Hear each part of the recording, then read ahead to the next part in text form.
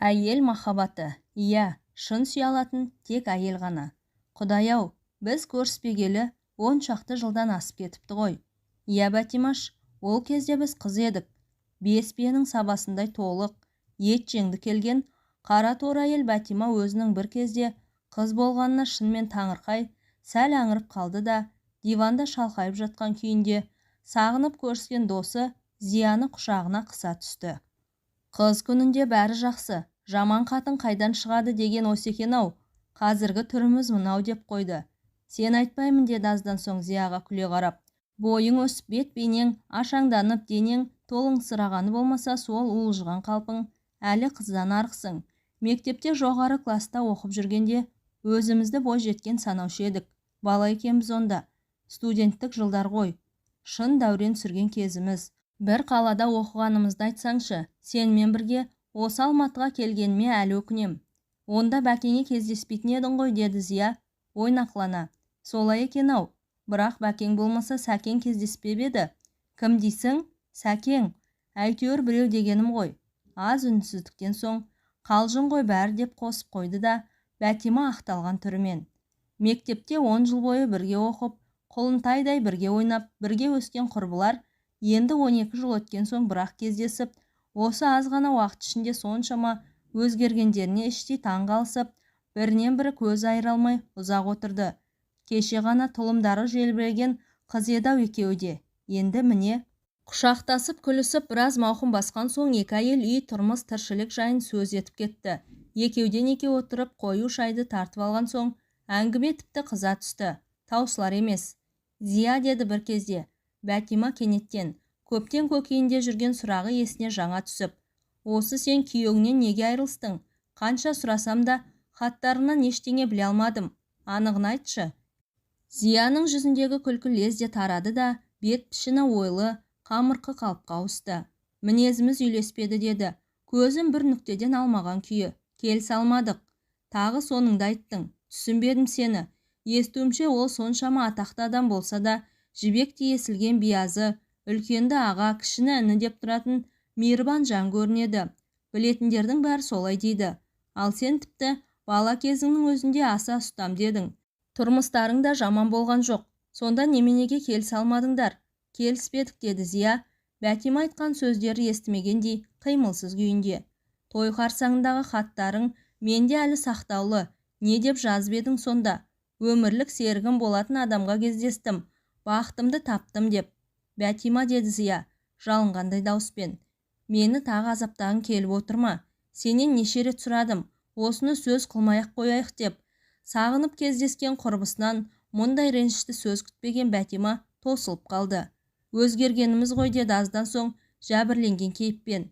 Сыр жасырмаушы ма едік бұрын? Бірақ менің анық білетінім, сен оны әлі ұмытқан жоқсың. Ұмыта алмайсың. Кімді? Зия селт етіп Бәтиманың аузына қарады. Кімді болушы еді? Арыстанды дағы. Сол кісіні жамандаған бір адам көргем жоқ. Өзі де Құдай берген жігіт қой. Жұлдызы жанып-ақ тұр. Бұл бастағаны ғана. Әлі жасы 30-дың ішінде жаңа енді. Доктор, профессор. Не керек? Зия, бақытыңды басқа тептің. Бақытымды? Зия ауыр күрсініп алды. Бақытымды басқа тептім ғой шынында да. Құдай маңдайыңа жазған қосағың емес пе еді арыстан? Ту, Бәтимашай, тағы да арыстанды әкелдің бе? Зия денесін суық қарығандай құшақтасқан қолын жазып, Бәтимадан алшаңқырап отырды. Сенің маңдайыңа жазылған арыстан еді дедің бе? Айтайын енді. Ал тыңда, кім екен? Мен өмірімде ондай адамды көрген емеспін. Ол ешкімде ұқсамайтын. Толқынды қалың қара шашын шалқасынан қайырып қоятын, желкесіне дейін жететін, арты көтеріліп, күдірейіңкіреп тұратын, он сөзіне ерекше өң беретін. Ол сұлу емес еді, бірақ сымбатты. Аяғын салмақпен басып, жаймен ойланып жүре келе жатқанда, жұрттың бәрінен еңселі көрінетін. Оның көзі. Сен сондай көзді көргенің бар ма? Тыныш жатқан терең қара сулар болады ғой. Соған ұқсас еді. Тіпті теңеу таба алмаймын. Күлмейтін, үнем бір қалыпта тұңғиық селт етпеген күйінде тұратын да қоятын. Мен кейде Короленконың соқыр музыкантының көзіне ұқсататынмын. Біздің қыздардың бірі оның көзі өлген адамның көзіндей деп еді. Рас, кейде жанарынан жылт еткен от көрініп қалатын. Онысы ерекше көңілденген кездерінде болушы еді. Әйткенмен бұрынғы қалыпқа тез түсетін. Оның көзі неге сондай болды екен деп жиі ойлаймын. Әлде бақытсыздығынан ба, әлде ой үстінде жүргендіктен бе. Ол консерваторияда оқитын. Институтымыздағы көркемөнерпаздар үйірмесін басқарушы төсек тартып жатып қалыпты да, уақытша соның орнына келіпті. Аты Төлеген екен. Жібегін іздеп жүрген көрінеді деп күлісті алғашқыда қыздар. Ол композитор еді. Жүрек толықтар сырлы әндерін ауыздан ауызға көшіп жаңа тарай бастаған кезі. Атағы шықпаған бірақ әнін естіген, өзін білетін адамдар тегі соның болашағынан үлкен үміт күтетін. Жүріс-тұрысымен, сөйлеген сөзімен Төлеген қыздардың бәрін де баурап алды. Алғашқы күні ілме сөз, қақпа қалжыңдар жайында қалды. Орынсыз бірдеңе айтып қоймайық деп ойлана емене сөйлейміз. Қыздардың әрқайсысы жібек болғысы келеді. Маған да ұнады Төлеген. Бірақ менде әйелдің, әлі өмірді білмейтін, әлі ләззаттың дәмін татпаған, парықсыз әйелдің тәкаппарлығы бар еді. Кезекті репетициядан тараған соң қыздардың бәрі у-шу болып, ананы мынаны айтысып жатқанда, мен сөздеріне көп араласпай, әрнені қиялдап, өзімен өзім отырамын. Төлегеннің көзі маған алғашқы күн-ақ түсті. Мен аңғармаған, аңғарсам да елемеген қалып таныттым. Өзің білесің, менің біраз даусым болатын. Бізде жақсы әнші қыздар да бар еді. Кейбіреулері радиодан да айтатын. Әйткенмен Төлеген басқалардан гөрі маған көбірек ілтипат білдірді. Мен ән салғанда аузыма қарайтын да қалатын. Аздан соң мұны біздің қыздардың бәрі де байқады. Сондықтан мен Төлеген масаттанбасын деп оның әндерін онша ұнатпайтын сияқтандым. Ал басқа қыздар үйде ауыздарынан тастамайды. Өз жазғаныңды өзің қайта-қайта тыңдағаннан асқан азап жоқ деп Төлеген өз әндерін айтқызбайтын. Бірақ кейде ыңылдап, қосылып кеткенімді аңғармай қалушы едім. Бір күні Төлеген жаңадан шығарған әнін үйретті. Ән бәрімізге ұнады. Ал мен оның сөзі мен сазына елтіп мас болғанда едім. Жігіт ғашығына өзінің жүрек сырын ашатын, қызғаныш деген сезімін, дәмін алғаш сол жерде таттым. Сірә Төлеген бұл әнді сүйген қызына арнаған болар деп ойладым. Төлеген, осы әнді сіз орындамайсыз ба дегенде, қуанғаннан не істерге білмедім. Өзімнің сертімді ұмытып та кетіппін. Сол кезде мен шын бақытты екен Бәтимаш. Бірақ адам бақыттың қонғанын білмейді, ұшқанын біледі дейді ғой. Бақ қонғанын мен де білмеппін. Келесі репетицияда Төлегеннің ән жеке өзім айттым. Сөзі мен әуеніне беріліп кеттім білем. Ән салып тұрғанда ештеңені көргем жоқ. Тек соңын қайырғанда Төлегенге көзім түсті. Маған қадалып қарап қалыпты. Бетіне адам көз тоқтата алмастай еді. Сол күні киноға шақырды. Қайтар жолда ұзағырақ жүріп қалыппыз. Түн де тамаша еді. Жапалақтап қар жауып тұрды. Жер де аппақ, көк те аппақ. Анда-санда үстіне қонған қар салмағын көтере алмай, күтір етіп сынған бұтақ дауыс естіледі. Екеуміздің қалайша тез ұнасып кеткенімізді білмеймін.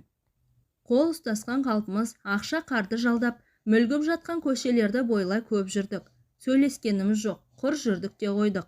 Жауып тұрған кіршіксіз таза қармен қала оттары шағылысып, аспан самалдай жарық. Жоғарға қарасан, қалбалақтап келе жатқан ұлпа ірі қар түйіршіктер көрінеді. Кенет Төлегенге еркелегім келіп кетті. Қарап тұр деймін, сенге көшіп алғанымды өзімде аңғармай. Мен қазір ана бір түсіп келе жатқан қарды қағып алам. Қайсысын дейді Төлеген. Жауып тұрған қар түйіршіктерінде сан жоқ. Қайсысын екенін өзімде білмеймін. Бірақ әне біреуін деймін, көкке қолымды созып. Сүйдеймін де алақанымды жайып тұрам. Менің қолыма жаңа бір түйіршік түссе, балаша екеуміз де мәз боламыз. Үстіңді қара аппақ дейді Төлеген бір кезде. Қарасам, пальтомның омырауын, иығын ұлпа аппақ қар қаптап алған. Төлегеннің үсті басы да сондай. Тоңған жоқсың ба? Жоқ деймін. Төлеген менің бір жерімді ауыртып алмайын дегендей, үстімдегі қарды жайлап сипай қағады. Қолының жылуын бүкіл денем сезінгендей, мен де оның иығындағы қарды түсірем. Сөйтіп тұрғанда кенет Төлеген мені қатты құшақтап алды да, Зия сол сәтте басынан жаңа ғана өткізгендей ерні балбырап, көзі күлімдеп аз отырды да, Бәтима деді құрбысының иығына қолын салып. Алғаш сүйіскенің есіңде ме? Ең алғашқысы. Кіммен? Бекеңмен бе? Жалпы дегенім ғой, Бекеңмен болса да. Қанша жыл өтті, содан бері қайсы бір қызықтар есте қалды дейсің. Немене, Бекеңе дейін болып беді біреуің? Бекеңе 4-ші курста кездестім ғой. Оға дейін қыз сау жүруші еді. Үйтіп-бүйтіп долбарлап ретін келтірді ғой Бәкеңде. Сол жас сыптай жігіт кезінде Қазіргісінен де ебедейсіз еді сорлы. Өзін онша ұната да қойғам жоқ. Әйтеуір біреумен бас қосу керек болған соң. Қазіргі кезде махаббат дегеннің өзі Қозы мен Баянның заман өтіп кетті ғой. Бірақ Бекеңді кейін қалай жақсы көріп кеткеніме таң қалам. Енді сол мал табарымды ешкімге айырбастамас едім. Балаларың да, кімде бала жоқ дейсің? Оларды қойшы. Бекең менің жүрегімді балалар арқылы емес, өзінің көнбістігімен жаулап алды ғой. Әлі күнге дейін сол күйінде тұр десем тұрады, жүр десем жүреді. Суретін көрдің ғой. Қазіргіден сидалау келгені болмаса, жігіт кезінде де нағыз маубастың өзі еді. Ал сен Төлегеннің просто молодец екен. Қызды алғаш киноға шақырған күні сүйіп алу деген. Бұл біздің соңғы сүйісуіміз еді, деді Зия, әңгімесін қайта жалғап. Алғашқы және ең соңғы. Оның демі оттай ыстық еді. Ал ерні мені өртеп жібере жаздады. Буындарым босап еріп бара жаттым. Сол сәтте Төлегеннің өзі қыса құшақтап тұрмаған болса, құлап қалар едім деймін. Кейін Арыстанмен бірге жүрген кездерімде мұндай ләззаттың дәмін де татқан емеспін. Бірақ өзімді өзім алдап, соны сүйем деп жүре бердім. Кейде шын солай сияқты көрінетінде. Арыстан ол кезде аспирант еді, ал Төлеген тағы сүймек болғанда, бірақ жидым есімді. Өзіме онша қаншама жақындатып алғанымды тез аңғардым. Масқара-ай, таныспай жатып, ақындар, өнер адамдардың бәрі жүргіш келеді дейтін. Әрине, мен мұның алғашқы қыз емеспін. Сол көп қыздың біріндей етіп, мен де тастап кетеді. Басыма жалт етіп келген ой осы болды. Сол сәтте мен дөреклеу бір қимыл көрсеттім. Төлегенді кеудесінен итеріп жібердім білем. Әйтеуір сытылып шықтым. Содан бастап өзімде әлі күнге дейін анық түсінбейтін бір іс басталды. Төлеген күнара кейде тіпті араға күн салмай келеді. Мен көбіне шықпаймын, уақытым жоқ деймін. Жалғыз-ақ сөз. Ал Төлеген мұңайып тұрып кетіп қалған соң, бөлмеге келемде, төсекте жатып алып, оны ойлаймын. Жаңа шықсам ғой, қазір қол ұстасып анадағыдай жүретін едік, мүмкін тағы да. Сол сәттің қайталанауын аңсаймын, жан тәнмен беріле аңсаймын. Бірақ неге екенін білмеймін. Үнемі өз сезіміне қарсы әрекет етіп отырдым. Кейде шығушы ем, киноға не театрға барамыз. Ондайда сыртта ұзақ қалмауға тырысам. Төлегенді бойыма жуытпаймын. Тіпті қол ұстасып та жүрмейтін болдық. Үнемі көкейімдегі сөздерді емес, басқа бірдеңе айтам. Ол әңгімеге мүлде қатысыз болып шығады. Төлеген менімен сырласып әңгімелескісі келуші еді. Өзінің армандарын, ойларын айтатын. Консерваторияны бітірем дейтін ол. Содан соң сен мединститутты бітіресің. Ештеңе аңғармағандай ары қарай іліп әкетем. Содан соң мен өзімнің ауылға қайтам. Ал сіздер атақ даңқ алу үшін Алматыда қала бересіздер. Атақтың да даңқтың да керегі жоқ дейтін. Ол менің бұл жолда әңгімені басқа жаққа бұрып жібергенді байқаған соң мұңайып. Шын мәнісінде құнды шығармалар жазсам болғаны, ал мен көп жазам. Және тек жақсы туындылар ғана. Концерттер мен симфонияларда, операда, балетте қазіргілерімнің бәрі жаттығу. Өте көбіс тындырар едім. Тек сен менімен бірге болсаң. Ол арманшыл еді. Тіпті көп армандайтын. Кейде шалқып кететін. Мен мықтымын дейтін. Бәрінен күштімін. Әлі көресің, бәрінде ұрып жығам. Мақтаншақ деймін мен іштей. Ал кейде өнер жолының қиындығын әңгімелейтін. Әй, осы менен ештеңе шықпас деп қоятын. Қазіргі музыка жайлы ойларын айтатын. Кейде тіпті тым алысқа сілтеп, маған мүлде бейтаныс қай-қайдағы бір композиторлар жөнінде хиқаялап кететін. Мұның бәрі мен үшін тым қызықсыз, іш пыстырар нәрселер еді. Ал ол табиғатында сөзге сараң болғанмен, бір шешілсе ұзаққа тартатын. Әрине, мұндайда менің көңілім басқа жақта жүреді. Төлегеннің өзімді сүйетініне көзім анық жетті. Мен шексіз бақытты едім, бірақ оған қанағаттанбадым. Төлегенді тағы да қинай түскім келді. Бұл маған қызық еді. Сол кездерде оның қандай күйде жүргенін ойласамшы. Өзімнің мерейімнің үстемдігін сезінген соң, менің тентектігім шектен шықты. Консерватория студенттердің жатақханасы алыс, қаланың шет жағында, атты әскер көшесінде. Қазір басқаша аталса керек. Мен Төлегенді ұзағырақ ұстауға тырысамын. Көбіне әдейі істеймін. Транспорт тоқтап қалған кезде талай жаяу кетіп жүрді. Өстіп кеш қайтқан күні бірде жатақханаға 2-3 бұзақы жабылып, бар сырт киімін сыпырып әкетіпті. Өзін соққыға жығыпты. Әйтеуір тірі қалған. Осы жол оған қаншалық қымбаттыға түскенін кейін ғана білдім. Ол тақыр жетім еді. Әкесі де шешесі де туған туысқандары да жоқ. ешкім қаражат жағынан көмектеспейтін, және ол кезде жағдай қазіргідей емес. Ақша тауып киім алғанда ай бойы жолдастарының бірінің ескі пальтосы мен костюмын киіп жүріпті. Осы уақыт ішінде маған бірер рет қана қатынады. Ялған болу керек, тіс жармады. Бар болғаны бір үлкен дүние бастадым. Бітіріп тастайтын едім. Жағдай келіспей созылып барады. Уақыттан да таршылық көріп жүрмін деді. Арыстанмен сол Төлеген келмей жүрген шамада таныстым. Бұл екеуі дүниенің екі шеті сияқты еді. Біріне бірі мүлде ұқсамайтын. Төлеген көркемөнерге табынса, Арыстан әдебиет, музыка дегендердің бәрін еріккеннің ермегі санайтын. Бұрын ғой дейтін ол. Біздің елімізде Толстой да болды. Тургеневте, Пушкинде, Чайковскийде болған. Бірақ Россия артта қалған мешеу мемлекет еді. 1905 жылы жапондардан қалай жеңілгенімізді тарихтан оқыдың. Орыс армиясы мен флотын Толстой сақтап қала алмады. Таза масқара болдық. Ал қазір ілгері дамыған ғылым мен техниканың арқасында Советтер одағы дүние жүзіндегі ең қуатты, ең алдыңғы қатарлы державаға айналып отыр. Маған Арыстанның батылдығы ұнады. Киіп жарып жүретін, және артық ауыз сөз айтпайды. Қыз көңілін немен алдарқатуды біледі. Әйткенмен оны сізден бірге жақындатпадым.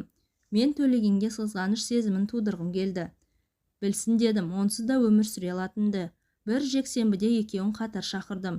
Үнемі кешігіп жүретін Төлеген бұл жолы ерте келді. Арыстан біз есік алдында шыққан кезде бірақ жетті.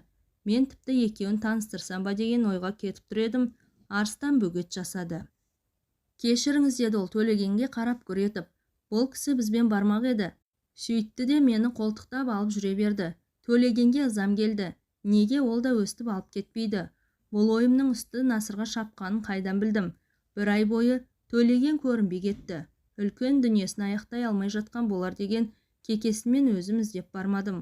Ақыры бір күні одан хат алдым. Зия диваннан тұрды да жатын бөлмесіне барып бір көк конверт әкеп құрбысының қолына берді.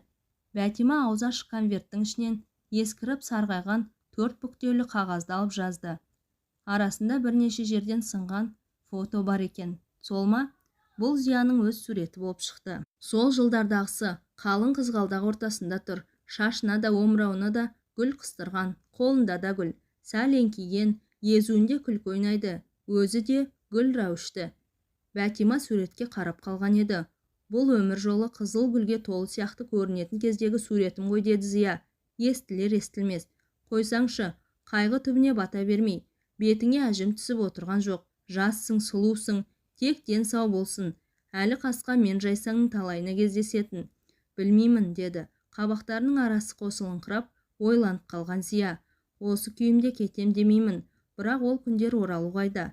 Енді мен үшін ең тәтті минуттар, өткенді қиялдаған сәттерім ғана болмақ. Жарайды, оқи ғой, ішіңнен оқы. Мен сенімен ілесіп отырам. Бұл хаттың әрбір үтіріне дейін жатқа білем. Зия, саламатпысың? Осы сөзден кейін нүкте қойдым. Өйткені сені қайтып сенің даусыңды естімейтінді жақсы білем. Мен кетіп барам. Қатты соқтың ғой, не айтайын саған? Адам өз қолын өзі кесе алама. Саған ауыр сөз айтарлық дәрмен жоқ менде. Абайдың бәрімізде біле беретін бір өлеңде қаншама тереңдік, қаншама сыр барын қазір ғана жүрегімен сезінгендеймін. Мен адамның ең асыл, ең асқар сезімдерін музыка ғана толық жеткізе береді ала деп ойлаушы едім. Әрине сөз құдіретін білем. Дегенмен де ал мына сөз шыдайды риза болып жарысыне. Шыдадым ғой менде. Бақытты едім сол кездердің өзінде. Әншейінде ғана сенің даусыңды естіп тұрудың өзі маған қаншама қуаныш әкелуші еді. Қорлық пен мазағыңды көріп жүрсем де, сенің сол даусыңды ести бергім келетін. Бірақ амал бар ма? Осылай болуға тиіс шығар. Мен бұдан ары Алматыда қала алмадым. Осы соңғы айлардың ішінде сүйеніш іздедім, таппадым. Маңдайымнан сипайтын жан жоқ. Қайғы қуанышымды бірге бөлісер деп едім сені. Ал сен мені қиыншылық көріп жүргенде жебеудің орнына жерледің. Өтіп кетті ғой соңғысың. Дәл бұлай аяқтаймыз деп еш уақытта ойлаған жоқ едім. Сені алғаш көргенде-ақ арманым, аңсағаным өзіңсің ғой деп ем. Сол ән саған арналған еді. Өз әнімді сенің аузыңнан естігенде төбем көкке жеткендей болып ем. Мен емес, сенің өзің шығарып, маған арнап айтып тұрғандай көріндің. Содан соң бір сәт бақыт құшқандай да болдым. Бірақ кеудемнен итеріп тастадың ғой. қолыңның дағы әлі тұр. Алайда саған өкпелеуге қақым бар ма? Кешір. Қазір ойлап отырсам, сол кезде үлкен бейбастық жасаған екем. Кешір мені. Мені ұнатпаған шығарсын. Әйткенмен сен тым қатаңдық жасадың. Мінезің қатты екен. Неткен қызсың. Мен сені жарым деп едім, жаным дер едім, ал сен тас бауыр екенсің. Әнде менің жүрегімді жарып шыққан, әнде жібітпеді-ау. Бірақ сезімнің шынымен соншама алдамшы болғаны ма? Сен қаншама теріс мінез көрсетіп жүрсең де, ішкі бір дауыс маған үнемі сыбырлап тұрушы еді. Сен оған ұнайсың, ол сені сүйеді деп. Мен көңіліме қатты сендім. Сенің көзіңнен, кейбір қимылдарыңнан маған деген жылы сезімнің ұшқынын аңғарып қалушы едім. Әлде солай болып қана көрінді ме? Солай болғаны ғой, әйтпесе бүйтер ме едің? Қатты соқтың, қорладың ғой, қайтейін. Бірақ алдамшы сезім құрғыр көзі көріп тұрғанда әлі сенбейді. Зия сені сүйеді деп сыбырлайды. Дәл бүгін онысына сене алар емеспін. Осы уақытқа дейін сеніп ем. Алдағаным ғой. Жат біреудің құшағында кете бердің-ау. Қош сау бол. Сенің шексіз бақытты болуыңды тілеймін. Одан басқа не келеді менің қолымнан? Қош сау бол жаным. Ақ тілегіммен тілеймін. Тағы да бақыттың тасысын. Артық ауыз кеткендерім болса кешірерсің. Бәріміз де пендеміз ғой. Әлсіздік жасаған шығармыз. Төлеген. Бәтима хатты оқып болған соң Зия әңгімесін жалғастырды. Менің басыма алғаш оралған ой қайда кетеді, неге болды? Бір сұмдықтың келгенін білдім. Басым зеңгіп айналып қоя берді. Трамвай аялдамасына жүгірдім. Әлі тұрмын. Трамвай жоқ. Енді такси ұстамақ болдым. Қырсыққанда қымыран ірейді деген ғой. Такси де табылмады. Өтіп жатыр. Бәрінде де бір кісі. Ақыры біреу тоқтады-ау. Жол бойы шоферді асықтырумен болдым. Бұл да бір жайбасар екен. Ештемемен ісі жоқ. Қалыпты жүрісімен тарта береді. Бұдан жылдам жүруге тыйым салынған дейді. Авария жасауымыз мүмкін. Консерваторияның жатақханасы қай жерде екенін шамалағанмен Төлегеннің қай бөлмеде тұратынын білмейді екем. Енді кіріп шығып жатқандардан сұрауға тура келді. Төлеген деген жігітті білмейсіз бе деп сұрадым. Қорапқа салынған флейтасын құшақтап, тық-тық басып келе жатқан әдемі қыздан. Қай бөлмеде екен? Төлеген, ол қазір мұнда тұрмайды ғой. Енді қайда? Осы жақында оны, не пәтерде болу керек? Анығын білмеймін. 7-ші бөлмеге барыңыз.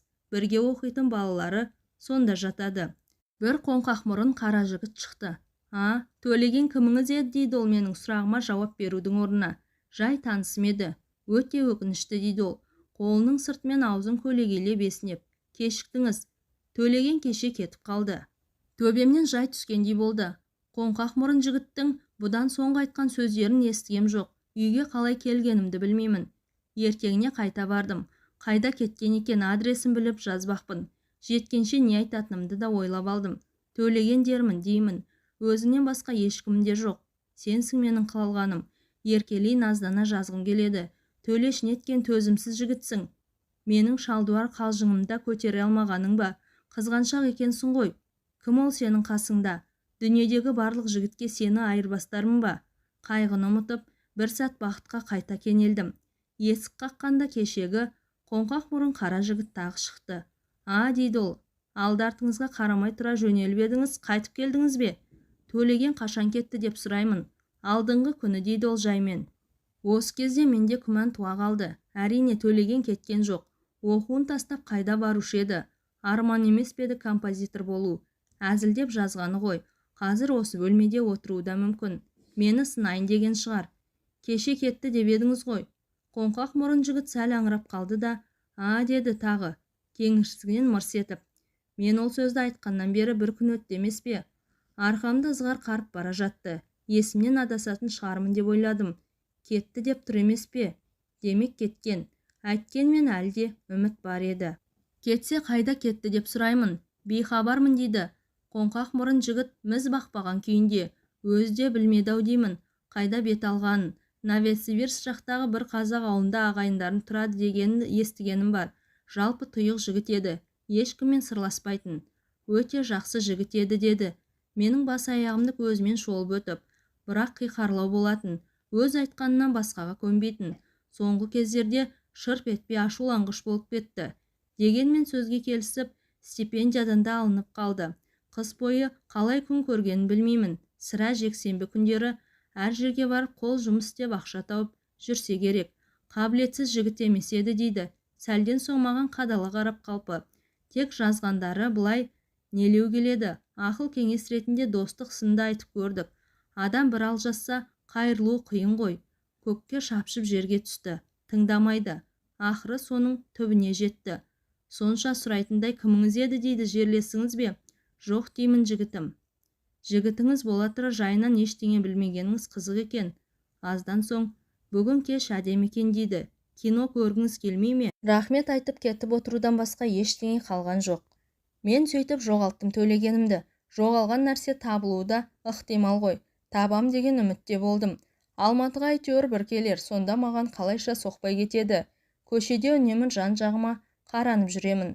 Мүмкін кездесіп қалармыз. Кездеспеді. Бірде кітапханаға бара жатқанда автобус аялдамасындағы жұрт ішінен теріс қарап тұрған біреу жылшырап қоя берді. Төлеген деп ойладым. Дауыстап жібере жаздадым. Жүрегім лүп-лүп соғып, қан басыма шапшыды.